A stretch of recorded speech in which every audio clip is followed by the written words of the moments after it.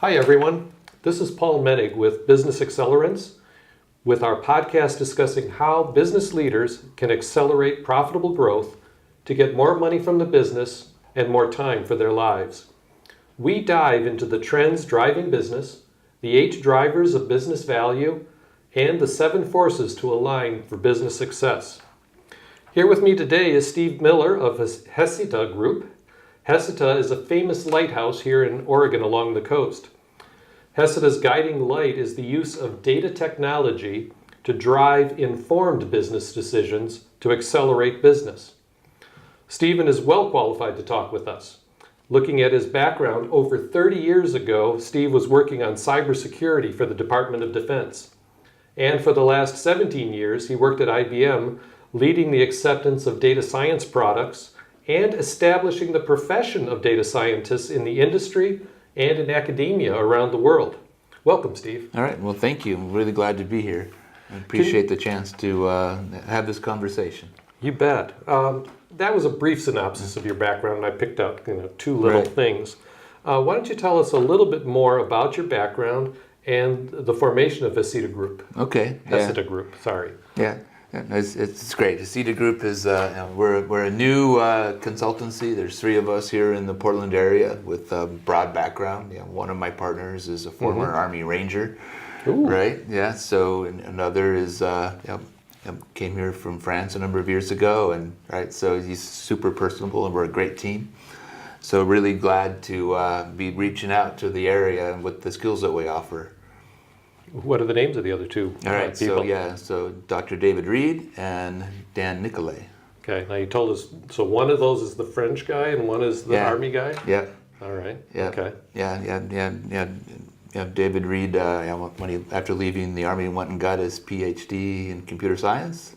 Okay. And has spent a number of years in the local area, serving major clients, including the company he used to work for, Daimler Truck. Okay, great.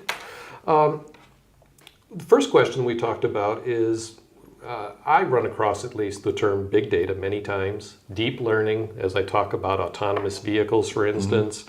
I was spending a lot of time looking at mesh control of lighting right now with a new thing called Bluetooth mesh capability, which is all about the Internet of Things. So these terms are being bandied about, and it seems to be an important trend for companies, the idea to have data and then do something with it. Do you have some examples where, in your experience, there have been some quantifiable results that came from delving deep into this area of data science? Yeah, well, I think there's a number of examples that will potentially resonate with people. So if you are from Portland and you use TriMet to get around, TriMet partnered with Google back in 2005 to create what was then the Google Transit spec, and now they changed it to the general spec afterwards, so we get more broad acceptance. But that allowed Google to add bus and rail schedules into their mapping, and then after a number of years down, they started putting sensors on the buses so they knew where they're at any given time. So then it became the real-time transit spec, right? So now they know where the bus is, and you can make a decision. Do I need to be at the bus stop right on time, or is it 5 minutes behind? And I can just kind of dilly-dally, right? Or I could make decisions like it's better to walk. If I go to New York City to travel, oftentimes I have a number of choices. I can go to all the hassle of finding the subway station and going and getting there, or I can walk. And oftentimes walking in New York City is just faster. Yes. It's amazing, right? But it'll give you those options. Walking is this long, taking a taxi is that long. But when TriMet started that process, were they being really nice and saying we want our passengers to be able to make decisions, or were they looking for something that would optimize their cost of delivering the service? Well, I bet they were looking at both, but they were really, when you read the articles that they've written on it, it was really about providing better customer service, and it was about the customer. Okay, so the the quantifiable thing would have been an equivalent maybe to their net promoter score, or they're doing a survey, of their clients, of the Right. people riding the bus, how Right. well have we served you, Yeah. kind of thing. And the amazing thing about that is there still are systems around the world that are resistant to joining because they treat that this is our data, it's not data we give away. But those barriers are dropping, and there's now nearly 1,000 different systems around the world that share their data, that are part of it. So if you go overseas, and it's like, wow, the system in Paris is part of it. I know what's going on. Okay, so by system you mean the transit public the options that might public be transit there. data, yeah. Okay. Train schedules, Train bus schedules, bus schedules, schedules. ride share capabilities, bike share capabilities. Right, it's all getting added in, right? So the data, open data, right? There's a growing recognition that government data really is not secret data. In some cases it certainly is, but in most cases it needs to be given back to the people. And TriMet here really help drive an exciting trend forward that's taken over across the entire world. Okay, so part of your whole company's reason for existing is the idea that you turn data into money somewhere. That's right.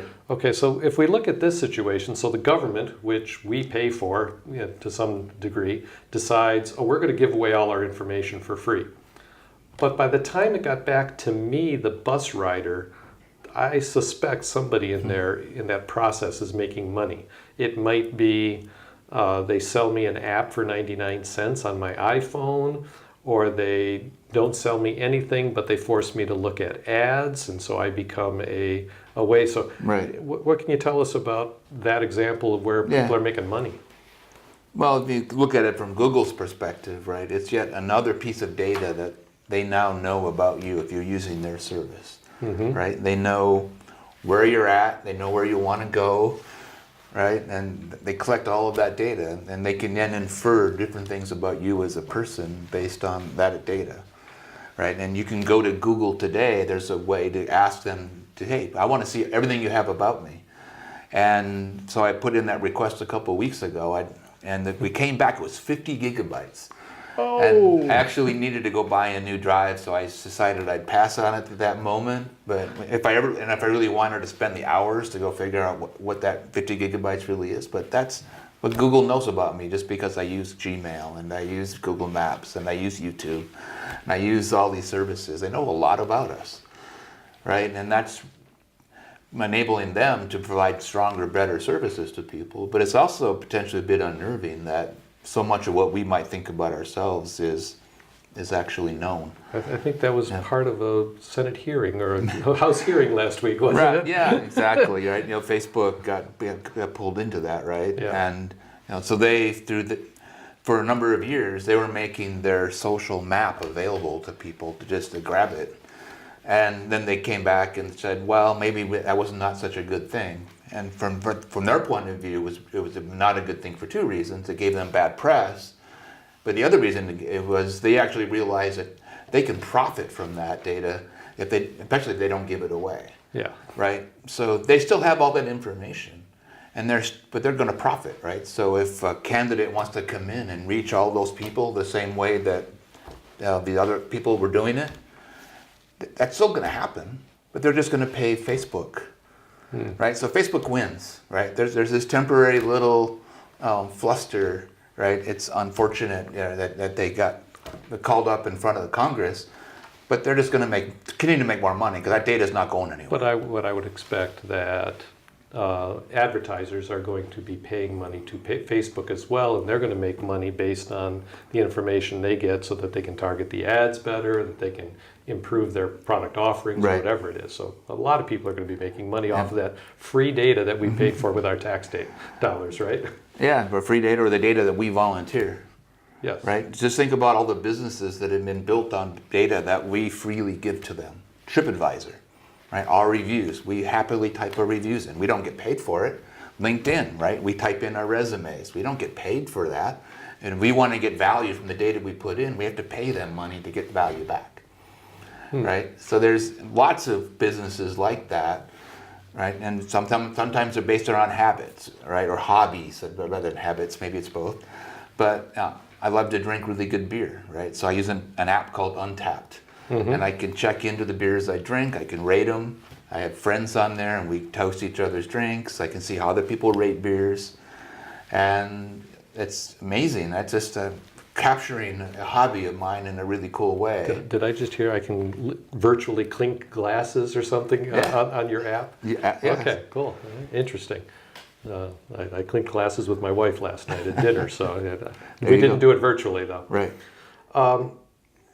I would expect that a lot of companies, when they hear the word analytics, the first thing they think of is the word Google before analytics, because we were talking, I just got an email today asking me to, I actually haven't read it, but it probably says they want to pay me to pay them some money to be able to get some analytics from them.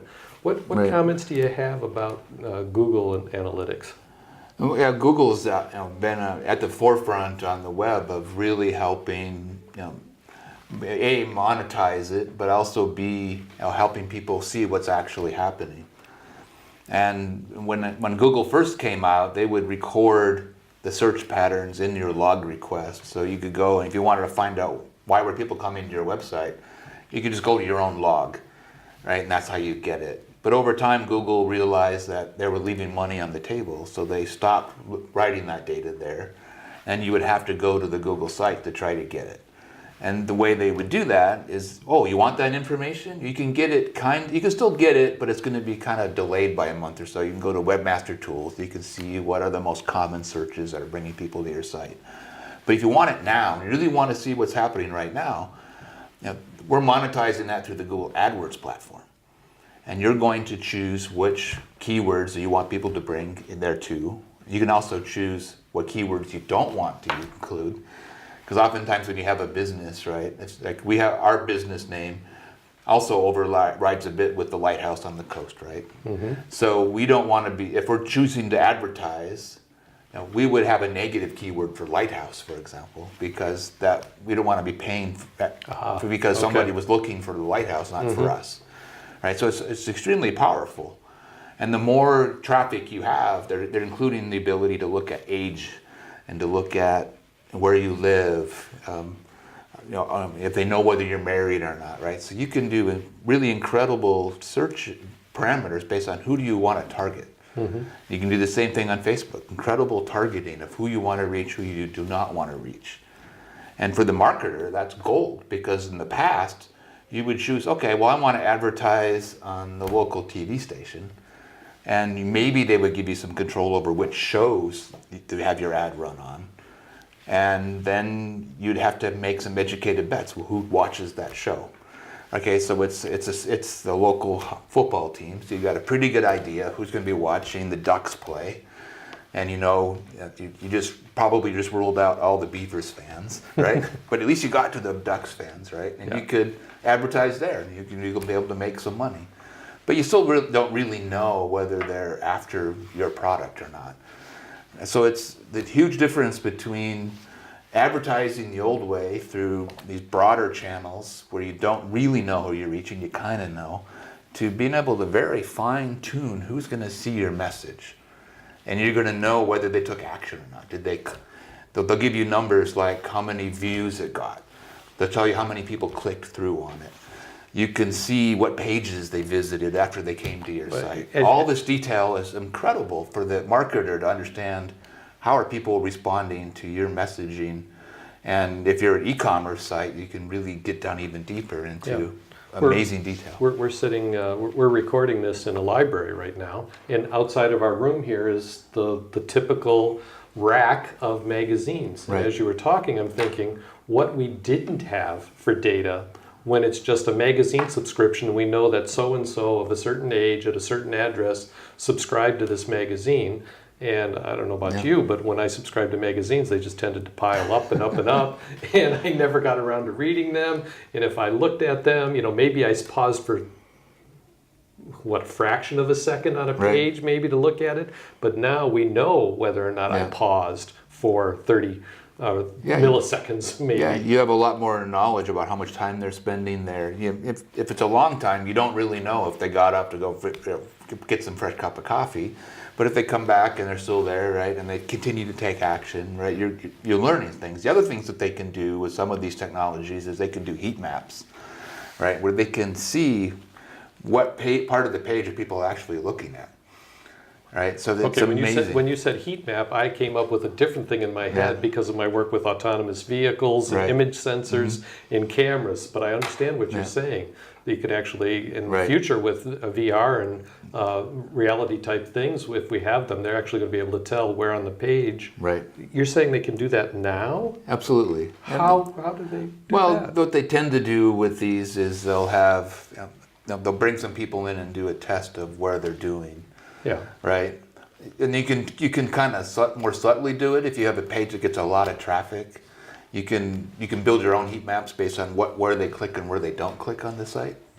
Okay. So you can do it that way, but you could also do it by having a camera watching the person and watching Okay, so how it's their not eyes to the track. point where I'm sitting at my den and my mouse is hovering over, my cursor is hovering over something and they Right. know where I'm hovering right now. Right. At least not yet. Yeah, maybe. In some cases, they may be doing that, but that would tremendously slow down the website, right? Okay. So, You see, you use the word putting money they're leaving money on the table. Let's go back to talking about monetizing data, which Okay. is one of the things that your company is about, both making an informed decision, but also how to monetize the data that you might be creating. So Google, LinkedIn, Facebook, what are some of the things they're doing today to monetize data? well, I mean, LinkedIn is a great one because a lot of people are more familiar with what they can and can't do with the platform, right? So they have the data, and you want to make yourself available to recruiters, right? So you can spend $39, right? And when you do that, then the recruiters will then know that you're available. Recruiters can search based on keywords that filter based on your profile.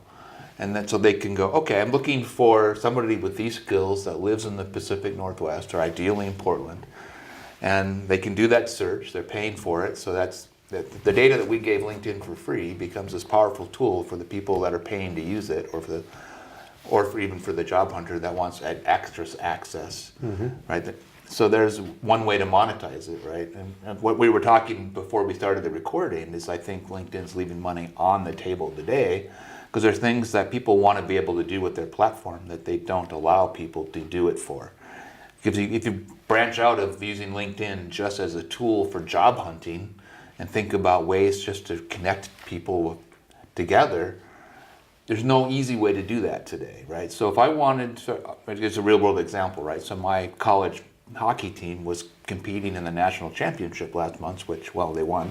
Yay. But I wanted to get all of the 275 graduates from my school in the Portland area a message on LinkedIn so that they could come and be aware that we were having a watch party and they could come.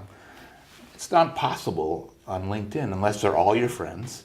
And if they're all your friends, you have to go to every one of their profiles to get their email, and that would be many, many hours of work.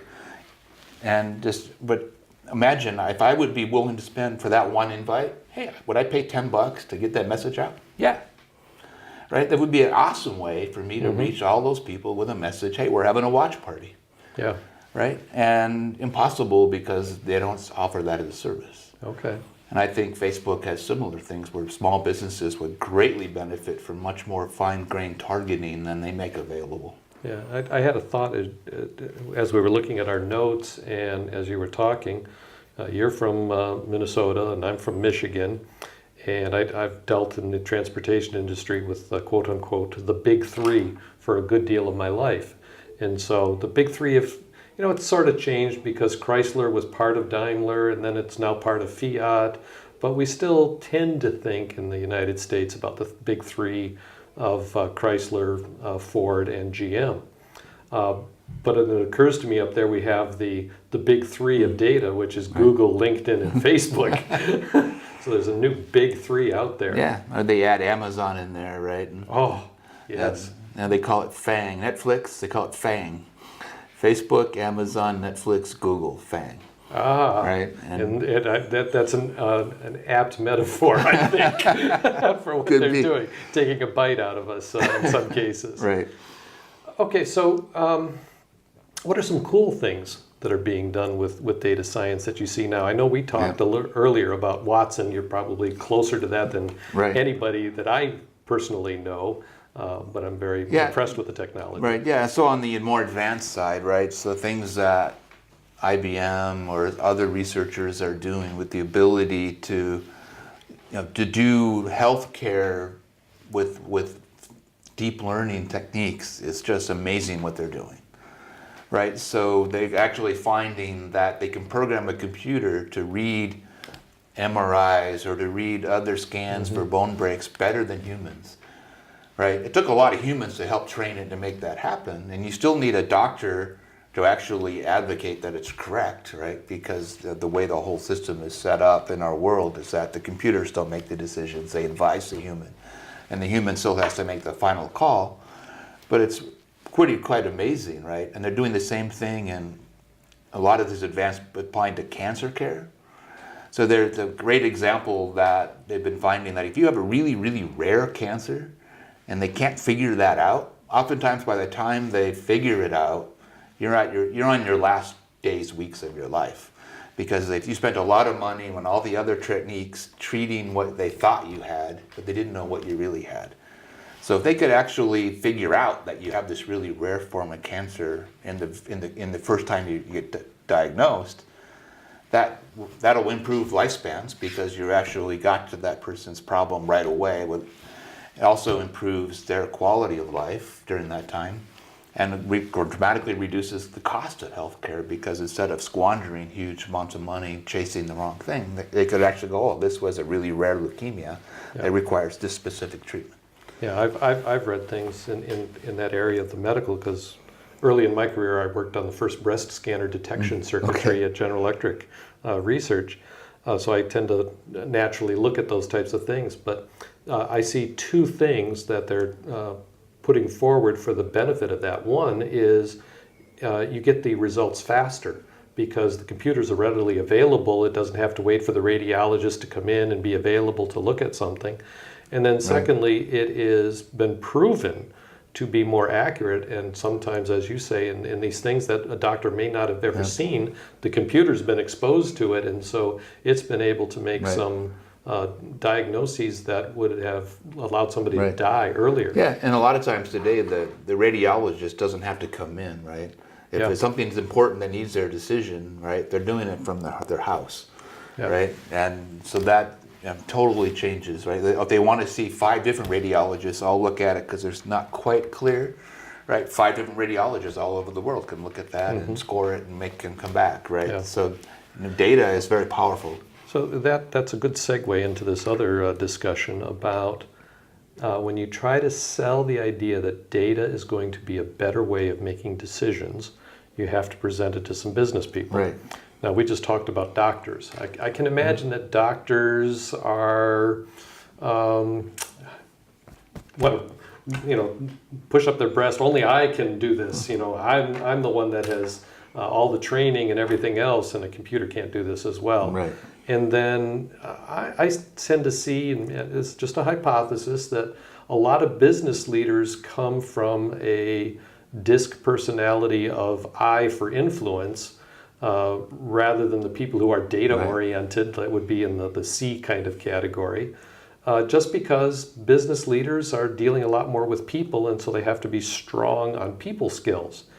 So what are some of the things you're seeing as you try to present data to business people or doctors or other people who want the data, and how do you get them to accept that data is a better way?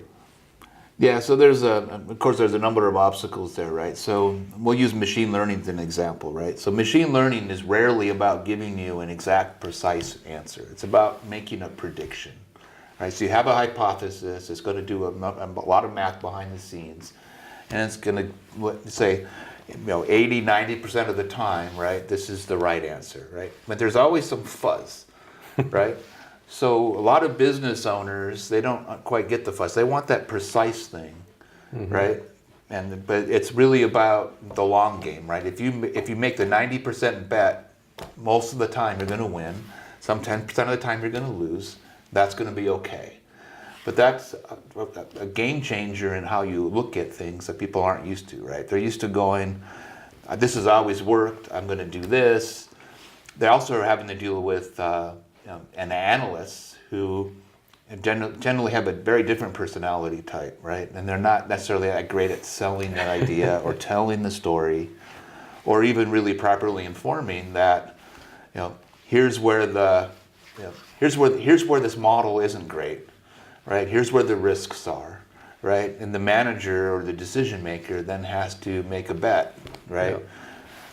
And what you find is you have to look at it over time, that the total set of decisions, it will favor the data science approach, but you won't be right all the time, right? There is no perfect answer out there. It's getting better and better, and as these algorithms get stronger and the more data you have, but there's always some quite if, right? Yeah. So if you've seen like some of these things like deep learning techniques or image recognition, the cat, not cat, right?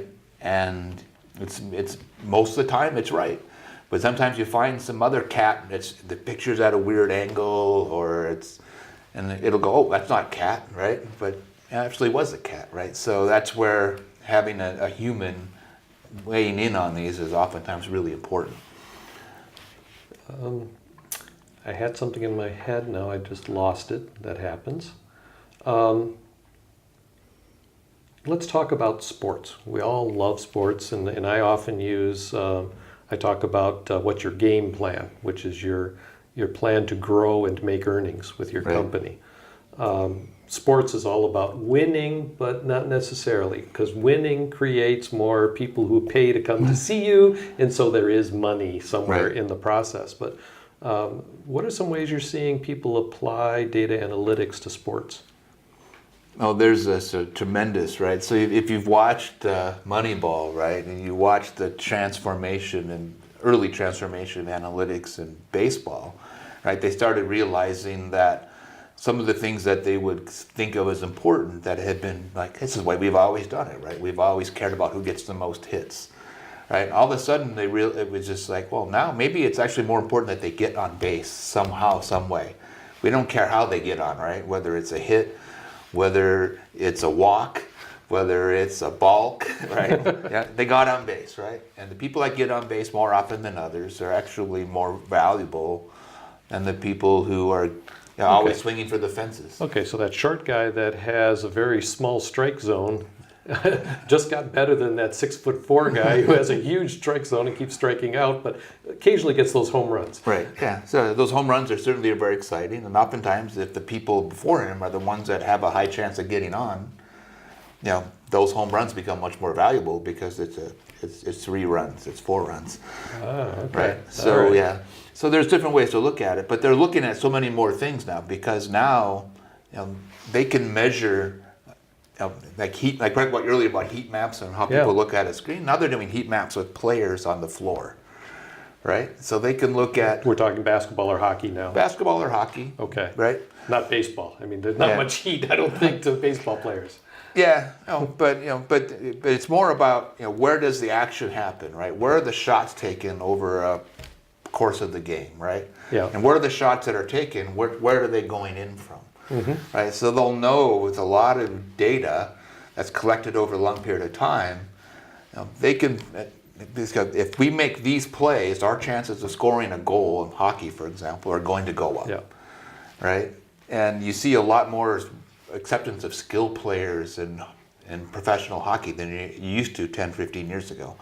Part of it, they say it's about the rules, that they've changed the rules, and they have. They penalized pretty heavily now. Certain things that they at least let go on. The old joke, I went to a fight and a hockey game broke out. Right? Right? Now, that's no longer the case, right? But now you go and you see these incredible skill players like Crosby from Pittsburgh, and it's like he's always in the right place at the right time, right? And they'll say it's hockey sense, it's that. But there's a lot of other factors about teaching the team how how to get the puck to Sidney when he's in the right spot. One of the things that I talk about is forces in the government, rules being one. So not too many years ago, they changed the NBA rules to allow this 3-point. And I've read some numbers or some articles recently that talk about how that has dramatically changed because they've been doing the statistics to figure out what's going on. And further, the best coaches out there seem to, if you will, let's say they finish a game on Sunday night and they know they're going to play another team on Wednesday. They've had a data scientist, if you will, looking at videos and figuring out what this new team that they're playing with, what they are doing. Are they shooting inside? Are they shooting outside? Are they, this player or that player? And then they will create a strategic game plan for that game on Wednesday night that says, okay, we're going to cover you with this player and we're going to do this because we know that's their preferred way of operating. I assume you've seen that too. Yeah, there's a lot of that, right? And and it's amazing it took this long for people to realize it, but a 3-pointer is worth 50% more than a 2-pointer, right? And now they instead of having one person on the team that specializes in shooting threes, they want 5 or 6 guys that specialize in shooting threes, and a couple of people that can collect rebounds in the center, right? And that's why it seems like Golden State are so tough to beat because they went and recruited a whole team that can shoot threes and nail them at amazing rates. Yeah, it's kind of fun to watch, but other teams are starting to change too. But it takes time, right? And there just aren't that many great 3-point shooters, so there's going to be more. There's going to be more. Okay, a lot of kids are out there playing dog and getting better at it. That's right. So we're coming to the end of what we have available today. So in less than a minute, what would you say is the most important thing that you want business people to take away from our conversation today? I think there's 3 big ideas about data that you should be thinking about. One is you can use data to transform your business operations. So UPS is a great story that's been out for a while where they use data to transform the routes that they have their drivers take, and that over time, every driver a day is driving 8 miles less or some number of miles less, and you start adding up, we got drivers all over the world. And if you can just make tiny little changes in how many miles a day they drive, has massive changes in their bottom line. So the projection is that they're saving like $500 million a year just by finding creative ways to reduce the amount of driving that they do to deliver the same packages. Right? So every business is going to have things like that where it seems like a small amount, but when you add it up and add it up and add it up, all of a sudden at the end of the year, it's a lot of money. So that's a great example of, how do you optimize your business operations? Okay. Another one is, can I create a whole new line of product around with my data? Right? So if you look at what Google was doing, right, with initially was just a search engine, right? But then they keep adding all these new capabilities to it, right? We've got this data, how can we create new lines of profit from it, right? So we've got AdWords, we've got Gmail Professional, right? That brings your business together, right? And they just keep adding on, right? So, or you look at the TriMet example I gave earlier. Hey, we've got all this data about our buses. Can our customers profit from that, right? So you've got data in your business. You might be able to create a whole new adjunct set of data on top of your product. So your product was from being a commodity to a solution, because you're using that data in creative ways to repackage and reframe how you're selling it. So those are the 2 of the big. That's 2, and what's the third? Right, so the third one is changing the whole customer experience. And what we've seen in some cases was what Amazon oftentimes gets called out very creatively for the things they're doing to change customer experience. Right, so they're using data and a collection of data to decide what are the products that we need to have in our warehouse so that locally, so that you can order it and have it delivered in 2 hours, right? So the customer experience is, man, this is something, I need to have it today, right now, And what are those sets of things I need to have in the warehouse, and what things don't have to be there because people aren't going to be as needy for that. And they keep collecting that data, seeing the action, and changing the whole customer experience, right? I can get it in a day, I can get it in 2 hours, or whatever you want it to be, right? So how can you transform the customer experience with data? Okay, so three things I'm hearing. One, you can optimize your own operations to reduce costs primarily. Two, you can create new revenue streams of new products that come from having looked at the data that you have. And three, you can transform or disrupt industries by finding new things to do to improve the customer experience. Right, and the one thing I would add that we didn't talk about is you don't necessarily have to have the data yourself. Oftentimes you can go out and get the data from somebody else, right? Okay. So you can obtain it, right? If you need weather data to make just better decisions because on Tuesday your shop sells more donuts, right? When it rains, right? That weather data is helpful. Yeah. Right, but you need to know that historical data, and tomorrow's raining, so I'm going to have a slightly different set of products on the shelf for that day, and I'll make a little bit more money. So it's all about those extra pennies add up. Interesting. So we had dinner last night on a patio, and the soup was gazpacho soup because great, it was 85 degrees yesterday or something really unusual. And then the day before we had a white bean soup at a restaurant, and it was again still 80 degrees, and we said that would have been a better dip for a winter soup that day. So there's a good example where you could have data and modify what you're doing. Yep. So Steve, how can people get a hold of you? Well, two ways. You can send me an email, steve@Heceta Group, Heceta group.com, or you can go to hecetagroup.com and fill in the contact form, and that we'll love to have a conversation. Okay, great. Thanks everybody.